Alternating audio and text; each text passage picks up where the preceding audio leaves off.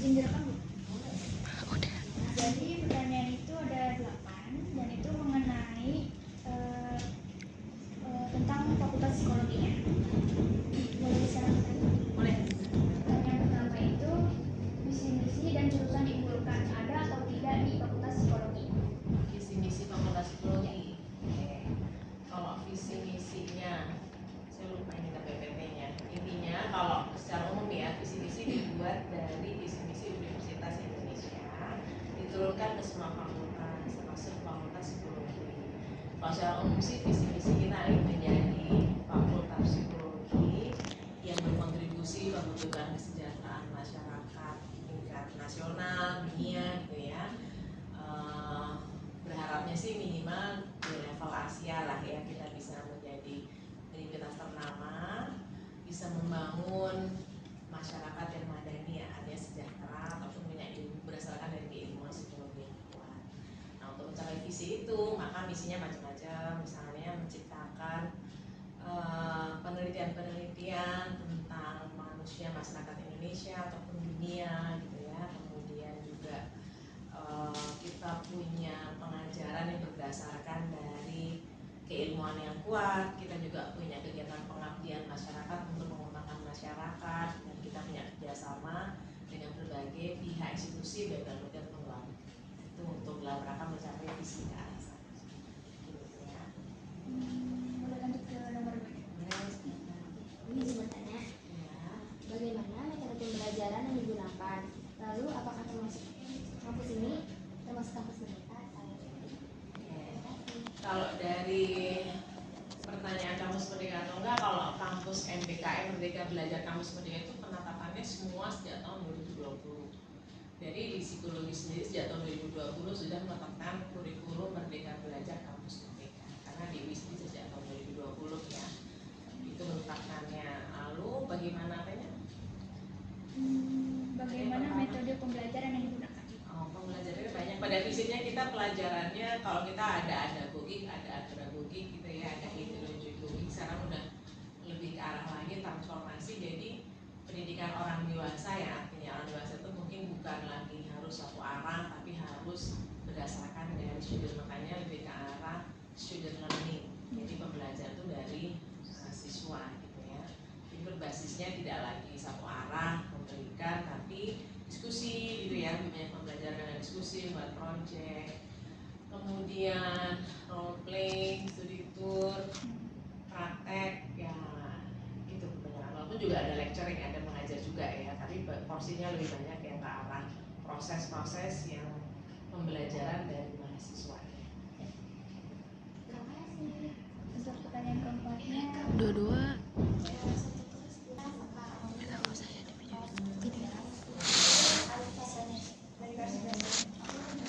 Semua mata pelajaran ya, karena kalau kami lihat rata-rata dari 8 ke 8,5 gitu ya, jadi memang yang sampai drop gitu ya. Itu mungkin kita lihat progres pembelajaran yang pertama, kalau progres pembelajaran ada juga berprestasi. Coba prestasi itu kuotanya lebih sedikit, misalnya punya prestasi tingkat nasional, internasional gitu ya. Karena beberapa misalnya di sini juga ada yang mereka atlet sepeda yang sudah punya prestasi di mancanegara gitu ya, macam-macam. Jadi itu juga bisa.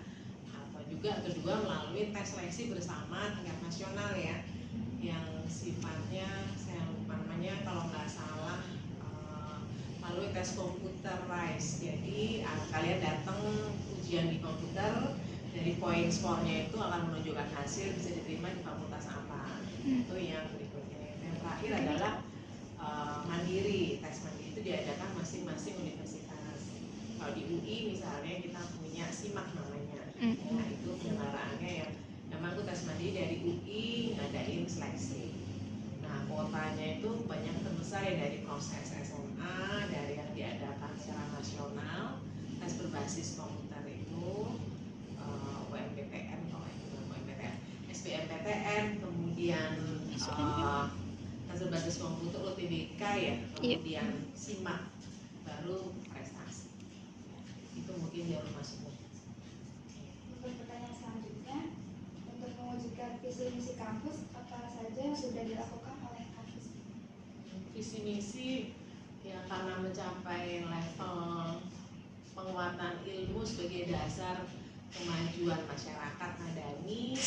Nanti kita menguatkan dari keilmuannya ya. Jadi misalnya kita sekarang di kampus ini punya kelompok riset, ada lab riset gitu ya, macam-macam. Ada kelompok riset keluarga, ada kelompok riset lalu lintas, ada tentang kesehatan mental gitu ya. Itu salah satu cara supaya punya banyak kegiatan riset yang kuat. Kemudian dari dasar riset itulah yang menjadi dasar untuk metode pembelajarannya. Kemudian metode pembelajaran juga metode belajar yang sifatnya banyak diskusi, banyak dari mahasiswa berkembang. Mereka juga jadi kritis gitu ya, karena sekarang kan perlu manusia yang kritis, yang inovasi gitu ya. Nggak hanya menerima tapi juga bisa memberikan saran dan semuanya itu. Atmosfernya seperti itu. Dan juga mungkin kita juga misalnya sering ada kunjungan-kunjungan dari kampus atau mendatangkan dosen dari luar misalnya, atau pembicara yang bisa membantu mengembangkan wacana dari mahasiswa baik dalam negeri ataupun luar negeri. Ada pertukaran mahasiswa baik dalam negeri ataupun luar negeri. Itu mungkin salah satu cara supaya secara mereka memahami masyarakat Indonesia dan mereka juga bisa menunjukkan keilmuannya di level internasional. Oke, silakan. Ya. Saya ingin bertanya. Saya Wirasi Rahma. Saya Kejalan Suara SDA. Saya ada calon pemimpin saya. Dari kelas berapa? Kelas 11 atau 12? 12. Oh, kelas 12 sama ya? Ini 12, ini juga 12. Oke, ya, silakan. Apakah di program ini ada pertukaran mahasiswa? Kalau memang ada kriteria mahasiswa apa yang dapat mengikuti program tersebut? Pertukaran mahasiswa kita punya ada nasional, ada pertukaran mahasiswa antar univ dalam negeri, antar luar negeri. Kalau dalam negeri ya mungkin kayak banyak universitas dari luar ini. Kalau secara offline datang ke kampus biasanya kampus-kampus yang dari Jawa ya, misalnya dari kampus-kampus dari mulai provinsi atau yang di Jabodetabek itu juga mengikuti kegiatan di sini, atau mahasiswa kita juga ikut kegiatan di luar. Atau kalau yang di luar Jabodetabek biasanya kita nggak masalah biaya mungkin, sehingga kita membuka kayak kuliah online yang bisa diikuti oleh mahasiswa di luar Jawa. Jadi mereka bisa terdaftar, ikut mata kuliah tersebut, dapat nilai. Itu yang dalam negeri ya pertukarannya.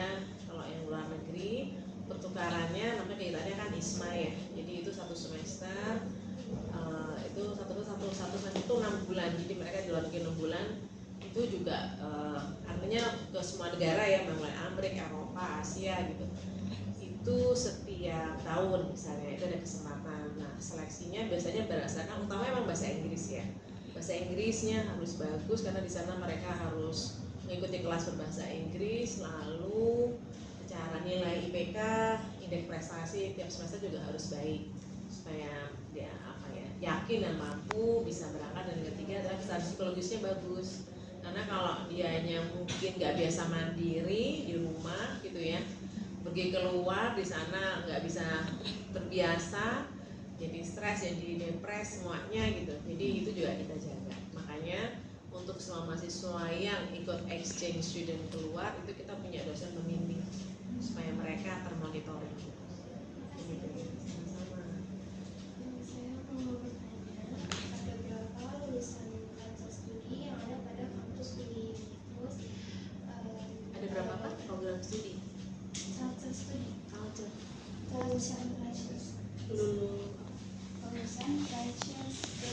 Tracer. Oh Tracer studi. Ada berapa lulusan Tracer studi? Enggak, saya nggak paham. Maksudnya apa nih?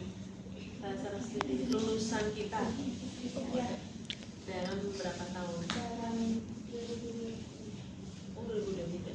Kita tuh menerima mahasiswa setiap tahun. Kalau ini kita karena kita tuh punya ada beberapa program studi ya. Ini program studi sarjana S1 dari SMA ke S1, S1 ada S2, S1, ada S3.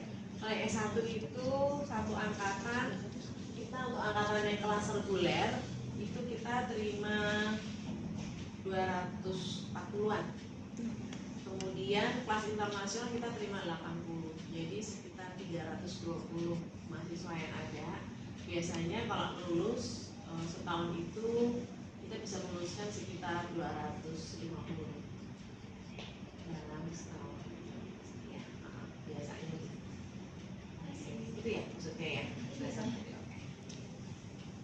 Oke, silakan. Sebelumnya izin kembali, nama saya Graciela dari kelas 12. Saya Cecilia. Saya Arisa Nurlela. Oke, kelas 12 juga. Iya.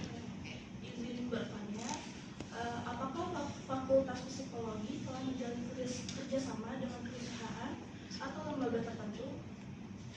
Iya, kita punya banyak kerjasama karena kita punya program S1 yang MBK. Kan kita tuh sebenarnya sebelum MBKM pun, sebelum 2020 kita punya kerjasama magang, baik perusahaan negara ataupun swasta. Ya, perusahaan negara misalnya kayak bank, BI, semua itu ya, itu juga mungkin kerjasama. Kalau yang swasta kita juga kayak Astra itu ya,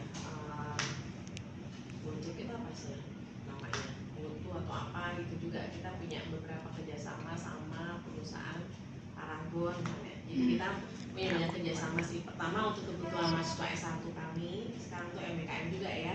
Jadi mungkin ya ada institusi pemerintah atau non pemerintah, sama yang baik lembaga kayak universitas ataupun lembaga lain kayak militer, akademik, itu juga kita punya kerjasama. Dan itu memenuhi juga untuk kebutuhan mahasiswa S2 kami atau profesi kami. Jadi satu mulai dari setting kesehatan, rumah sakit misalnya, kemudian mulai dari setting kerja, banyak setting kerjanya perusahaan-perusahaan, atau dari setting yang sifatnya pendidikan, juga banyak kerjasama. Mungkin itu ya kali ya, kalau kerjasama ya. Selanjutnya, dalam menghadapi persaingan dengan Fakultas Psikologi di perguruan tinggi lain, apa saja sih strategi yang diterapkan oleh Fakultas Psikologi ini agar tetap unggul dan menjadi pilihan utama bagi calon mahasiswa? Oke. Nah, untuk yang pertama ini kita selalu mengikuti perkembangan ilmu yang terbaru ya, update-update yang terbaru, melihat progres perkembangan saat ini, di mana perkembangan teknologi sangat cepat ya. Jadi kayak literasi digital menjadi hal yang sangat penting. Makanya dalam metode pembelajaran juga penggunaan teknologi menjadi hal yang penting supaya mahasiswa mengenal penggunaan teknologi. Kita juga membuka diri terhadap feedback seperti misalnya aplikasi-aplikasi yang dianggap itu perlu misalnya mempermudah proses pembelajaran, lalu juga banyak praktek project supaya mahasiswa juga punya kemampuan membuat sesuatu misalnya ya, itu juga kita kembangkan. Dan kita selalu membuat jurnal-jurnal yang artinya publikasi artikel yang berusaha dan monitor luar negeri supaya terekspos ya, artinya hasil-hasil riset di Indonesia misalnya. Jadi mungkin strategi itu yang banyak kita lakukan ya, banyak kelompok riset, ada lab riset, sehingga melibatkan ada pengabdian masyarakat, misalnya banyak kerjasama dengan luar. Harapannya agar kita dapat selalu memberikan inovasi ataupun update keilmuan yang seiring dengan perubahan masa. Jadi itu kali ya. Sama-sama. Silakan. Ada? Oh, udah semuanya? Sudah. Udah 8 atau 9? Oh, 8 pertanyaan. Oke, ya. Masih ada waktu, boleh. Mungkin kalau masih ada yang bertanya-tanya, silakan. Jadi kan waktu itu kita dengar ada CCIPI gitu. Nah, kita tuh mau tahu itu tuh programnya tuh kayak gimana? CCIP itu saya lupa singkatannya apa ya? Karir Intelektual Pemuda ya?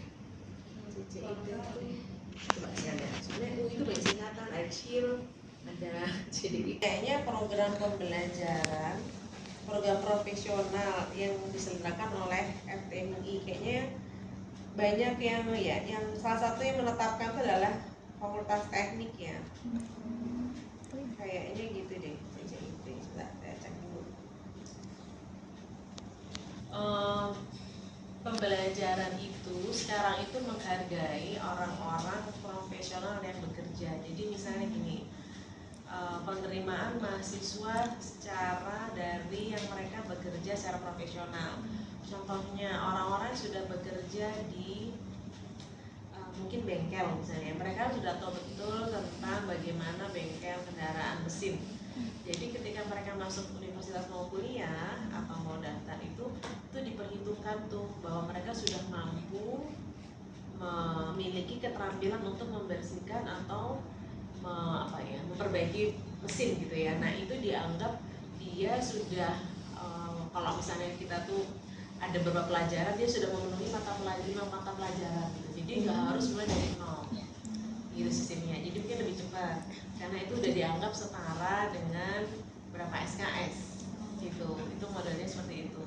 Jadi untuk saat ini sama pendidikan di luar negeri juga gitu ya. Luar negeri itu juga sekarang sebenarnya pendidikan itu, jadi kalau orang pegawai ini mereka udah kerja di perusahaan sekian waktu sebagai orang yang analis misalnya ya, mau masuk ke psikologi tenang, tapi dia pengalaman sebagai analis. Tapi kalau psikologi belum sampai ke situ ya. Kalau di teknik misalnya dia terbiasa sudah bekerja membuat drafting atau kayak map misalnya ya, map tentang wilayah daerah geografi tertentu.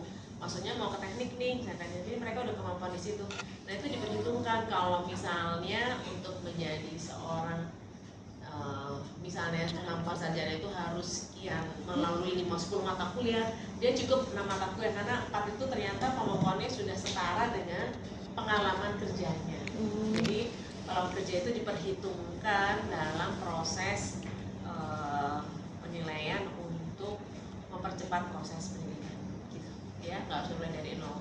Tapi kalau yang fresh itu kan belum punya ilmu apa tuh, nah itu harus mulai dari itu.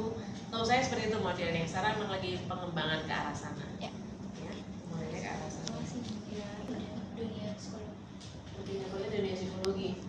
Oke, penelitian ini kan merupakan salah satu bukti empiris. Jadi artinya gini, kalau kita mau ngasih saran itu kan kita harus punya data yang pasti, yang empiris, yang terbukti. Kita bisa ngasih saran tanpa ada data, tanpa ada keilmuan, itu kan nanti sarannya juga nggak pas gitu ya. Jadi artinya psikologi, karena psikologi itu tentang ilmu perilaku manusia, kita membantu mereka agar berkembang gitu ya, mengarahkan mereka supaya menjadi manusia yang sehat, yang baik. Maka kita harus punya dasar ilmu yang kuat tentang manusia itu sendiri. Nah kenapa riset itu kuat? Karena dengan adanya riset keilmuan, maka kita akan tahu bahwa mungkin kontekstual zaman dulu kan beda sama sekarang. Dulu nggak ada HP, sekarang ada HP, kan pasti berpengaruh terhadap budaya masyarakat. Nah kalau kita nggak berdasarkan penelitian itu, mungkin apa yang kita berikan itu kan jadinya ya hanya persepsi kita aja gitu. Nah kalau berdasarkan riset itu kita punya dasar yang kuat dan jelas.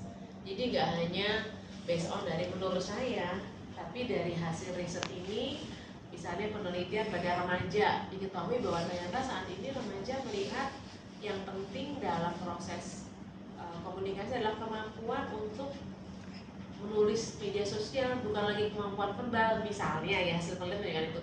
Berarti kita harus bisa memberikan pemahaman bahwa dalam kemampuan tulisan itu Anda harus kuat loh, nggak hanya kemampuan verbal, karena sekarang semua melalui tulisan, bisa digital. Nah itu contoh-contoh bagaimana hasil penelitian ini bisa membantu mengembangkan dalam keilmuan psikologi untuk mengembangkan manusia sesuai dengan perkembangan yang ada. Ya, itu tujuan kenapa penelitian penting sekali untuk pengembangan di psikologi. Karena manusia harus bergerak dinamis ya, dan itu harus based on dari situ. Itu pentingnya keilmuan psikologi. Ya, oke. Untuk apa ya, fakultas psikologi itu apa aja sih yang dipelajari gitu? Fakultas psikologi banyak. Psikologi kita tuh punya 5 prodi, ada prodi sarjana, ada pasca itu ada S2, ada S3 ya. Kalau prodi sarjana psikologi pada intinya sebenarnya ada 5 keilmuan basic ya. Pertama basic tentang psikologi perkembangan, belajar tentang perkembangan manusia, karakteristik anak usia sekian, remaja, nah itu salah satunya itu perkembangan. Lalu ada psikologi pendidikan, mempelajari konteks pada pendidikan. Bagaimana sih kurikulum yang tepat, bagaimana karakteristik siswa, karakteristik guru, dosen, misalnya itu pendidikan. Ada juga juga psikologi kerja. Psikologi kerja itu lebih ke arah mempelajari tentang organisasi, gimana sih mengembangkan organisasi yang efektif gitu ya, yang mampu berdaya guna, misalnya orang-orang kerja di organisasi itu bisa kerja. Ada lagi psikologi klinis, itu mempelajari masalah mereka mengalami masalah-masalah psikologis, misalnya saat ini tentang kasus-kasus depresi karena judi online, misalnya ya, ada banyak orang mengalami kecemasan, ada FOMO, ada isu-isu itu klinis tuh yang membantu supaya orang lebih sehat atau mengembangkan orang lebih baik. Lalu ada juga psikologi sosial. Nah, psikologi sosial itu banyak kan kalau Anda lihat misalnya kayak bagaimana membantu masyarakat menjadi lebih baik, misalnya ya pemilu. Misalnya pemilu itu orang mau berkiprah, ikut memilih gitu ya. Misalnya itu gimana cara nih supaya orang tuh mau memilih, misalnya kan banyak orang yang saya nggak mau memilih segala macam. Itu hak mereka, harus milih gimana cara, mungkin dibuat cara supaya pemilih itu menarik, misalnya dengan campaign, buat iklan, kampanye, misalnya itu psikologi sosial ya. Atau kayak buat misalnya review, analisis tokoh, atau mengubah masyarakat nelayan misalnya dengan khasnya seperti itu, gimana cara agar mereka juga jadi yang tetap sehat di situ, di masyarakat tersebut, di kampungnya. Misalnya sosial budaya itu sosial, banyak kan ke arah sana. Yang terakhir ada namanya ilmu namanya metode riset penelitian. Nah, ini adalah kelompok yang betul-betul mengembangkan metode risetnya, metode penelitian psikologi. Kalau tadi itu pada konteks pendidikan, klinis, kerja gitu ya. Itu adalah hal yang dipelajari dalam psikologi.